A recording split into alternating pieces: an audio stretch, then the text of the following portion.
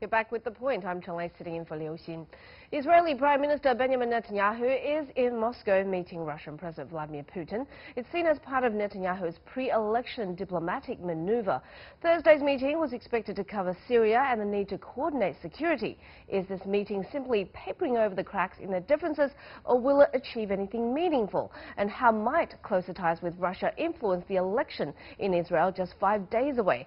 This visit is also Netanyahu's first to Moscow since the U.S. recognized Israel's sovereignty over the Golan Heights, something Russia opposed. So what will come out of the discussions? Joining me from Tel Aviv is Meir Javedanfar, a Middle East analyst, and from Moscow, Pavel Felgenhauer, a Russian political and defense analyst. Welcome to the show, gentlemen. So Netanyahu has been very busy. Last month meeting with Trump in the White House, and at the end of February visiting Putin in Moscow again. He's in Moscow now, and this week he just hosted Brazilian President Bolsonaro in Jerusalem. So, what does all this say about his situation, Meir? Well, Prime Minister Netanyahu knows that these are, number one, these are vote winners. His unprecedented good relations with President Trump, his unprecedented relations with Putin. I can't remember any Israeli leader who has had better relation with the Russian leader. He's met him, I think, over the last three years about 12 times, if I'm not mistaken. These pictures look very good in front of the Israeli voter. But I think there's also other aspects. I mean, yes, for sure, a big part of his trip was for election purposes. But I think it's also very important that it seems that Israel and Russia are basically repairing the damages caused to the relationship between them over the Syrian accidental shooting down of the Russian illusion 28. And it seems that President Putin is determined to do that. We saw that the Russians recently aided Israel in the return of a body of an Israeli soldier who was killed in Lebanon in a battle 37 years ago. And I think the most important of all, Israel recently had the recognition of the United States from over the Golan Heights, and during the recent trip, as far as I know, there was no criticism of it by President Putin. It didn't affect relations between the two countries. So overall, I would say yes in the order of things, descending order of importance. Number one, electioneering, but number two, improving relations with Russian armed forces, especially after the Illusion 28 incident. Is this how you read it, Pavel? Oh, yes, I fully agree. It's been a great PR occasion. There has been a magnificent ceremony of a transfer of apparently part of some kind of remains. And the Russian military put up a great show. It's a good picture. And the last polls results coming from Israel say that the Likud is moving, kind of increasing their share and moving ahead of the opposition blue-white coalition. So yes, this is working out fine for Prime Minister Netanyahu.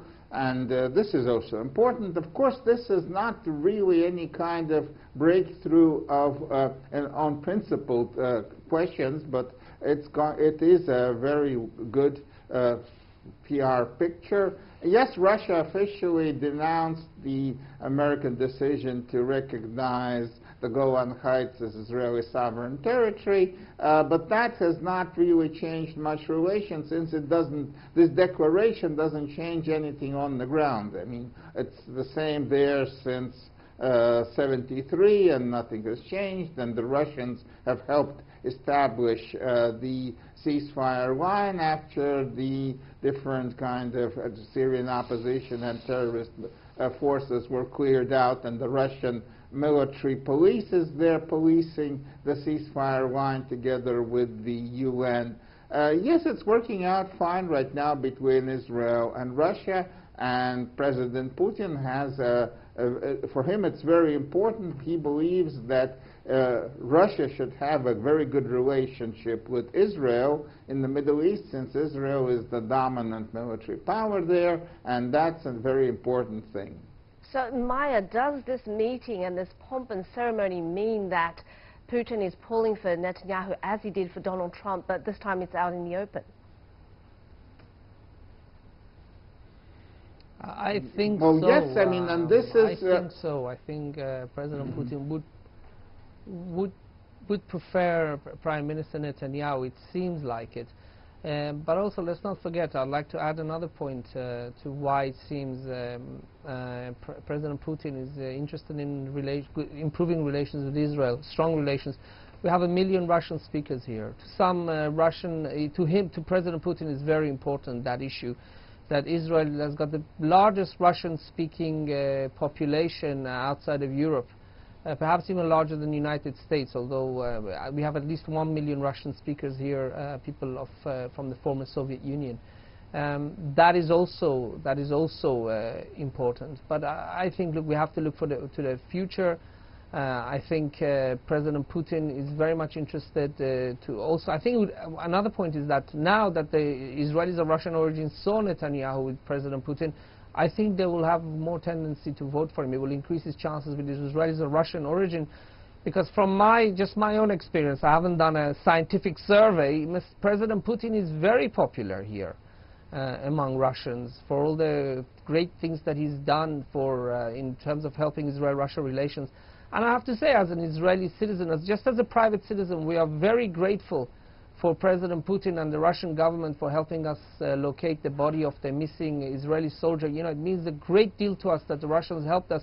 And in terms of photo opportunity, to have a ceremony in Moscow where you have the body of an Israeli soldier draped in Israeli flag, and you have the Russian chief of staff over there and the Russian army, these are great achievements for Netanyahu, and I think it's going to be very, very difficult for his detractors and the opposition movement in Israel to take that away from him. Pavel, you seem to disagree that this meeting means Putin is pulling for Netanyahu? I believe, yes, he believes that he has a personal relationship with Netanyahu, and that's important. It's also very important that Israel is a kind of Western nation that didn't impose any kind of sanctions on Russia after Crimea in 2014. And there is cooperation and also military technical cooperation between Russia and Israel. That's important. It's also important that Israel has withheld, Israel has cooperated with Russia, providing very important drone technology that Russia did not have. That began the process after the war between Russia and Georgia in 2008. At the same time, Israel is not providing drone technology to Ukraine, and that's also important for Russia. So keeping up the good relationship with Israel, that's a mutually beneficial thing, and it's not only just about the Middle East and the Russian presence in Syria, which Israel is not opposing in any way. Israel agrees that it's good to have the Russians there as a stabilizing factor. So it's a more wider relationship, and it's the same actually as Israel and China, because after Tiananmen, Israel did not impose any sanctions on China and has a very good relationship with China too. So this is a kind of Israel finding its way, wiggling its way, I would say, very effectively in world politics to benefit its regional interests.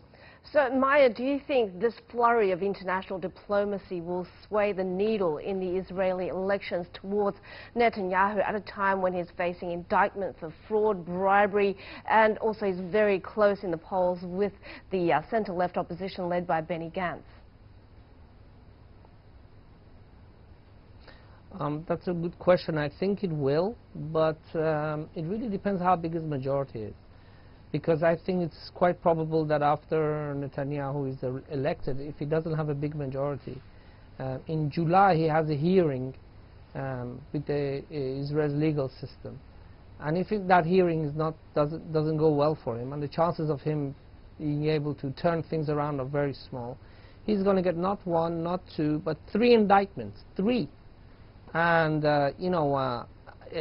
he's not going to be able to continue. I mean, somebody has 1 court case, 2 court case, 3 court case, and at the same time manage a country such as the State of Israel, where things are happening inside and outside at almost at the rate of the New York minute. I mean, some people say the New York minute is short. You have to try the Tel Aviv second.